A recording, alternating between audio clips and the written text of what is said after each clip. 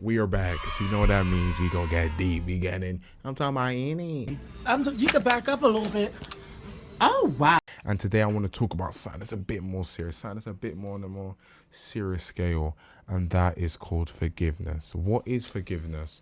I think forgiveness in itself is nothing. It could be absolutely futile, or forgiveness can be truly the next stage in the next, production of something growing, something being amended, something being truly beautiful. And I think for forgiveness to work, it needs something called repentance. And y'all know I'm Christian, y'all know how I get, but I don't even mean this in a senses of, interloping what I mean in forgiveness with, the person you pray to when you're on your knees. I'm talking more about in normal human life. And what I really hate is when people mistake I'm sorry for somebody changing their body posture. We're gonna get into body posture a lot. You're gonna hear that word so much. If I was you, I'd get a bingo card right now and keep track. Okay, body posture is so important. What is body posture? It's the way someone moves their body. Move your body, rock your body. It's the way someone portrays themselves, right? Let's say, like where we talked last episode, we talked about love. If someone say they love you, it's how does their body actually move? Do they go out their way to spend time with you? Do they go out their way to buy you stuff? Do they go out their way to do this or that? Of course, yes, I do truly believe that the love languages, that there's more love languages than that, and you're not ascribed to just having one love language, but it's a good template. It's a good template to kind of jot down, okay, if you do that and do that and do that, you probably do love somebody. Or if this person's done that, they probably do love me, right? So it puts you in a good position where if their body patcher, oh yo, we got this. We're listening. Delicioso. So this moves on to forgiveness now, because if someone says to you 100 times after punching you in the face 100 times, sorry, Rebecca, oh, sorry, James, I'm sorry. You can take that as it is.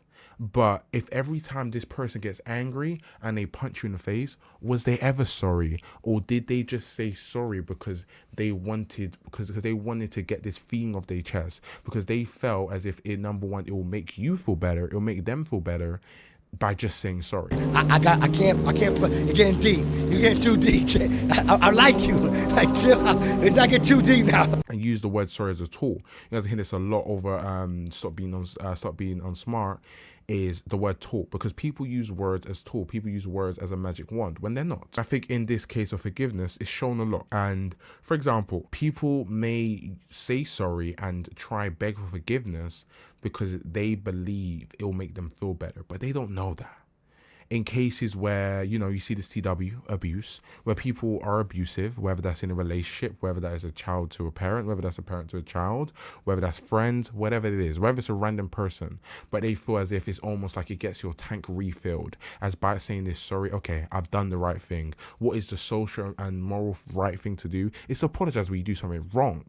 But the immoral and the social right thing to do, the right judgment place to put, is to say sorry and never do it again, right? Because you start every single time someone says sorry and they don't live up to it, it loses value. Does that make sense to you? If it does, I'm still going to break it down.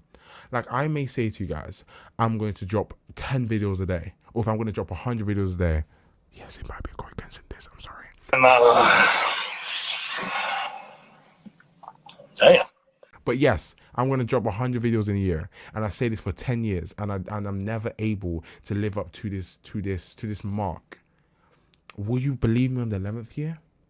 Okay, you got me there, but that is not a crime. Would you look at me and say, no, Arrowhead's every free, he dropped 11?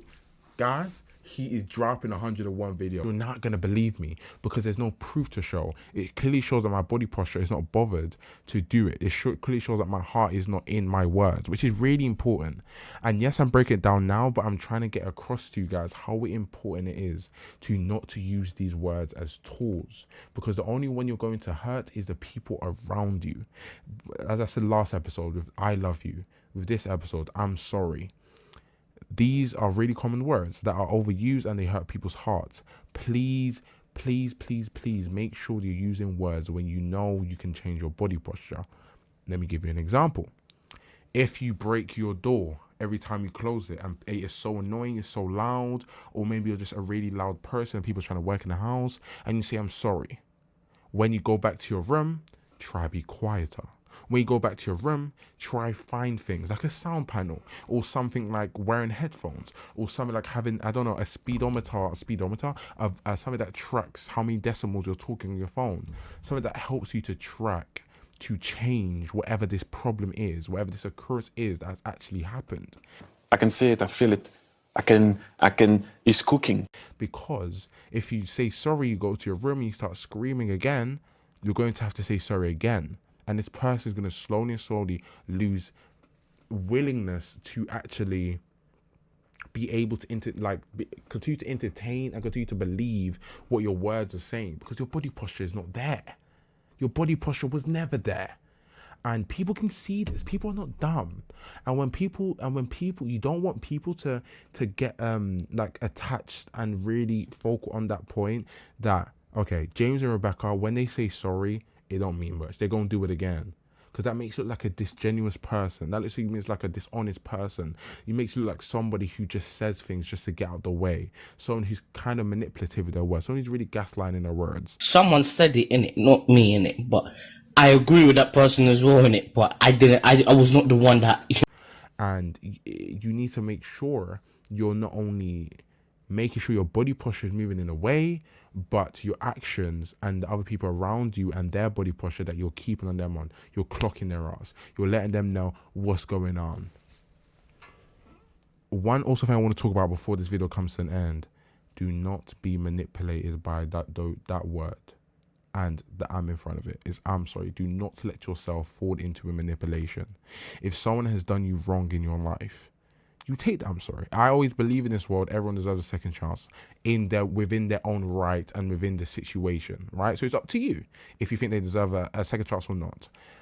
But the most important thing about a second chance doesn't start with I'm sorry. It starts with the proof of body posture change. If someone's broken your heart, you know, people who are in on and off relationships, if something happens, they come back together and I'm sorry, it's about keeping on guard. It's about keeping boundaries to see if that person is truly sorry of their actions. Because what you don't want to do is be so excited, is be so oblivious, be so naive to think this I'm sorry is as good as gold, and you get into this situation again and they break your heart the exact same, because they were not saying I'm sorry because they're ready to change themselves. They were not saying I'm sorry to ready to better themselves, but they were saying sorry just to tick off a checklist. They were saying I'm sorry just to, you know, tick off a social justification of character, which is not right.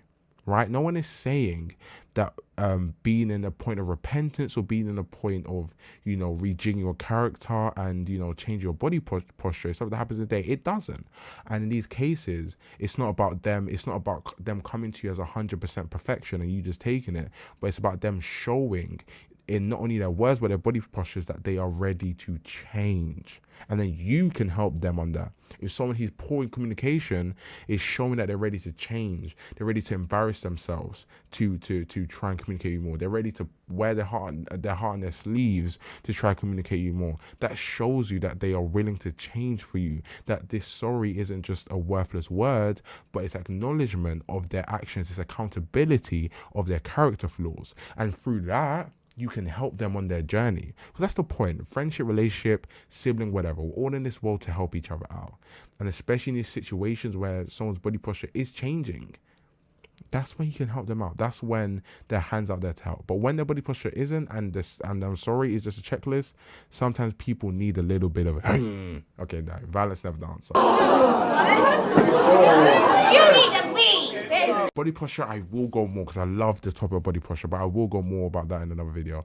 But you can believe me if you want. I'm just a guy in the chair. I don't really care about what you show me. Chasing, tell me why you chase me when I'm touring. Relaxing, with me while we kick it in a forest. Still texting, phone on D&D or what you call it. All of the bitches is fake. It's probably might need me a break. No need to say what you take. No reason to call me this late. Now all I want is a